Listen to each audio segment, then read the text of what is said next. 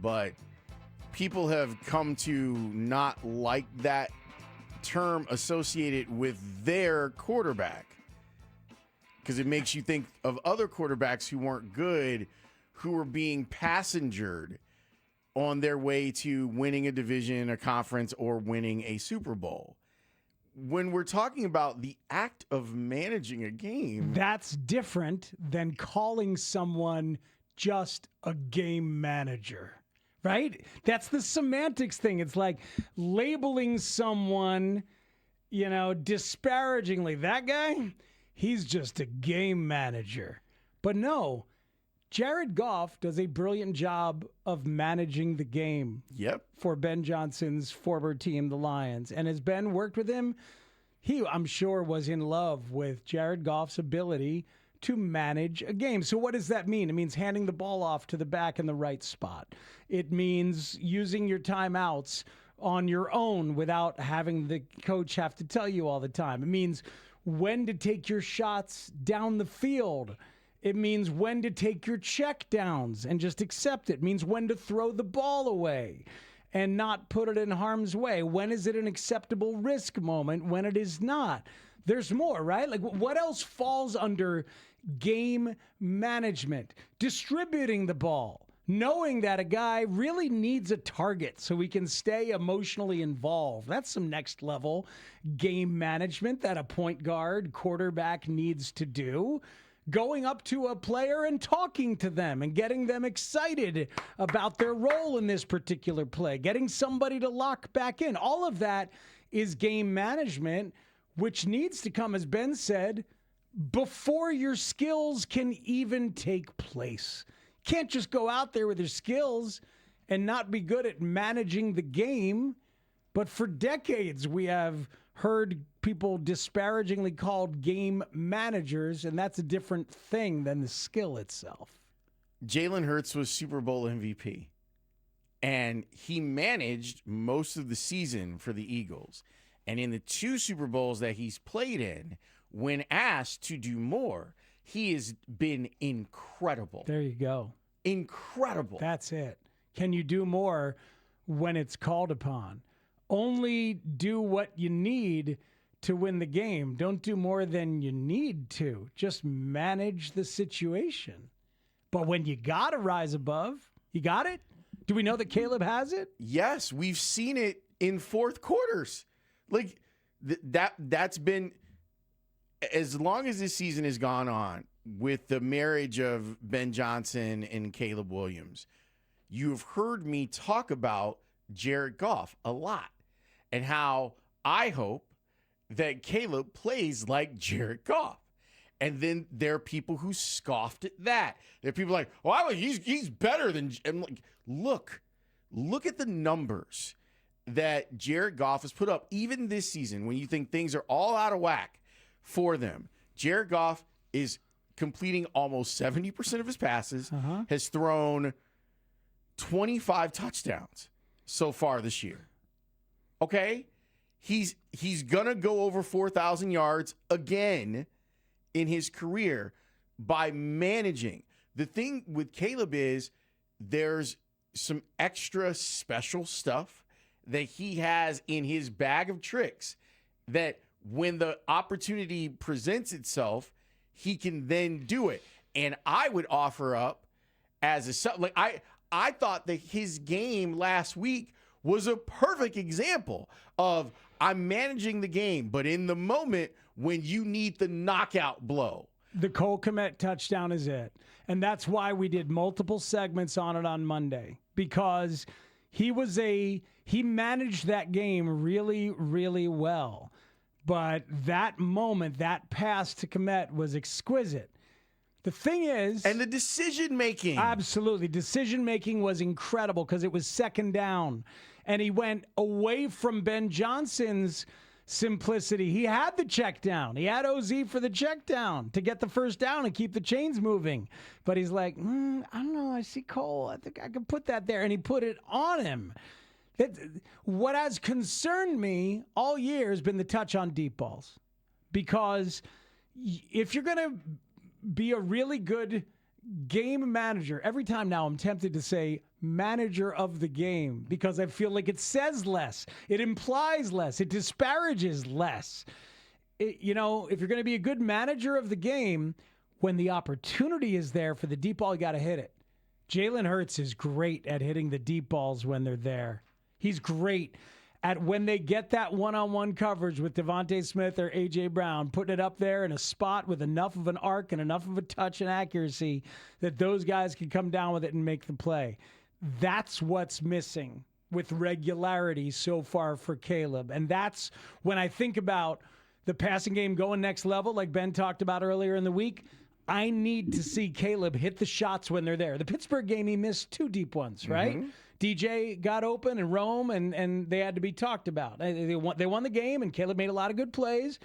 But you want to go next level as an offense, you got to force them with your managing of the game to give you options eventually down the field and then hit them.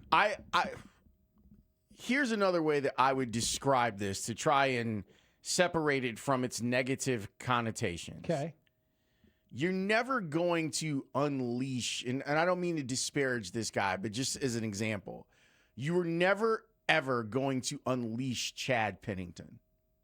There was never going to be a point. It's a great reference. When you were going to say, all right, Chad, go win us the game. You had to win the way that those teams won. That with Trent Dilfer and the Ravens, you didn't have options but to win that way. And you had to. These days in the NFL, you want to have that higher ceiling because you need to against some teams. With the nature of offense and the way that points get scored, you're going to need to be able to do that. Frankly, we lived it with Justin. Yes. We lived this exact thing with Justin where in the fourth quarter, when you had to go back and throw sometimes, Justin was not capable of executing. And to your point, Caleb in the fourth quarter, Bears offense in the fourth quarter, pretty damn good. Yeah. They have the most big plays in the NFL in the fourth quarter with 29. They have the most points scored in the NFL in the fourth quarter with 54, ahead of the Niners, the Chiefs, and the Bills. We know from sideline audio, from stuff that Ben Johnson has said at the podium, Caleb has said about Ben Johnson, that there have been moments this season where Ben has been like, all right, go get it. Go get him. You know what you do. This is what you were built for. Go get, like, that to me is the difference. That we're talking, what I think is unique about Caleb, honestly, is that he is comfortable in these moments where it is on his shoulders. I think the place that we've gotten to with him is that now he understands that he doesn't have to. That he doesn't have to do all of the stuff all of the time. And in moments when he's been asked to, hey, this game has gotten out of hand, man. We need a big play. I got you. There's Colston Loveland. I'm going to throw a rocket over the middle, over the linebacker to get a ball to Colston Loveland in the open field. You're right. You're right. So we've now will we see it in what Ben likes to call the middle eight, as J.J. Watt referred to it. That was 4 minutes before halftime, the 4 minutes after halftime, or like the second quarter and the third quarter. Bears are not as good in the second and the third as they are in the first when Ben is scripting everything, and it's gorgeous. I mean, his scripts are unbelievable. And in late game situations where you can go, hey, Caleb. Just go ahead and ball. Go ahead. Yeah. Now, go do it. And he does it. Yeah, so here's the thing. Like, what we're talking about is the key to the whole thing. Caleb's football maturity is what has been questioned at times these first year and a half. His understanding of game situation, his understanding and his ability to integrate better mechanics into everything, his ability to look deeper into the route tree and not just go to the primary guy. So when I see those things improving, and Ben talking about like, yeah, he got through his progressions. He talked about that earlier in the week on some of the incompletions. At least he got through his progressions. Okay, well, maybe next time he'll get through the progressions and be accurate. Like to Rome in the front pylon, when he's open for a touchdown. That stuff matters to me. When I hear Ben praise the managing of the game, that stuff matters a great deal to me. That's the stuff I want to see improving. It's not all the way there. It's still very much a work in progress. And frankly, I think it has been a surprise that it needed to be worked on as much as it has. And that stuff did not need to be worked on for Jaden Daniels and Drake May and Bo Nix. Well, not as much. Not as much, but I also think that that's part of the issue here, is that because of the industrial draft complex, that people walked into it being like, oh, he's a finished product and he's going to be Patrick Mahomes. Right. No, I'm actually having more fun as someone who was skeptical of Caleb, of watching how it's all starting to Tetris together for him. And you see the incredible stuff. And you go, wow, now they have a run game that they can match with some of that, and it takes pressure off of him. It's a weird thing because I feel like what Ben Johnson and his whole offensive staff have done is they put stress on Caleb to take stress off of him. That maybe if we were talking to Caleb in an honest moment in August or September, he would be like, man, my head's swimming. There's a lot going on here. And I just want to make sure that I get everything right. And sometimes when I'm seeing stuff, like I know I can go make a play, so I go make a play.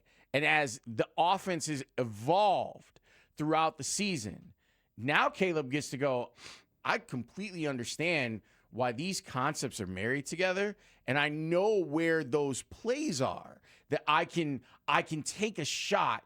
I can take a chance on my guys to go and make a play. I'm going to give them a runner's ball, that sort of thing, where now we aren't seeing some of the mistakes that we saw earlier. It just feels like a better environment. It is. It's fascinating because, Caleb, as a texter says, game manager is a dirty term when you're the number one pick, generational talent. But it shouldn't be. Because it's football and you have to try to find a way to win games. And good for Ben for pivoting, and good for Caleb for being willing to pivot. Because your draft status, hell, Ben said it today about Ozzie Trapillo versus Theo Benedette. When you walk in the door, throw your draft status out the window. Yeah, I guess it was yesterday you said that. But yes, when you walk through the door, throw your draft status away. Whatever your draft status was. How are we going to win a game? How are we going to win games this week? And this is the way to win games. So credit Ben for the pivot and credit Caleb for being willing. And that's where we are. I still think you got to add that next level of being accurate down the field. I think you're going to get there. That's the thing. And I know that he's not there now. But that Cole Kmet touchdown made you think maybe he is, right? There was one. Caleb's game last week, when you add in the elements, man, he was really impressive. Yeah, it was some. And I know the stats don't necessarily bear it out. Throw them out. They're just whoop-de-doo. They're if Luther Burden and DJ Moore don't fall down on those wrap ins, I feel like we're having a completely different conversation. Not completely different. But, because we're watching the whole year and we're thinking about the whole year. But I hear you. The stats would be a lot better. And Caleb said as much, that they looked and some of the routes were a little off and some guys slipped. And the whoop-de-doo.